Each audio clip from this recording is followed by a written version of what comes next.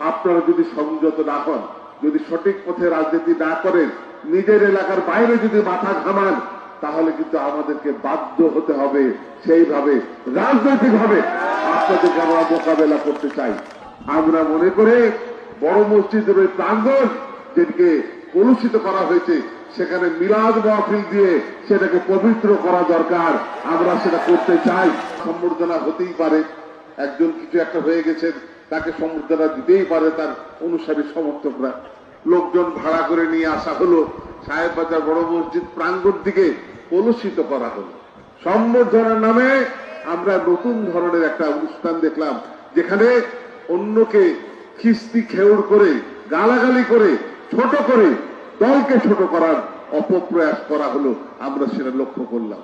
আমরা শুনেছিলাম একজন সম্বর্ধিত হবেন, তিনি অনেক বড় মাপের জায়গায় পৌঁছে গেছেন, তাকে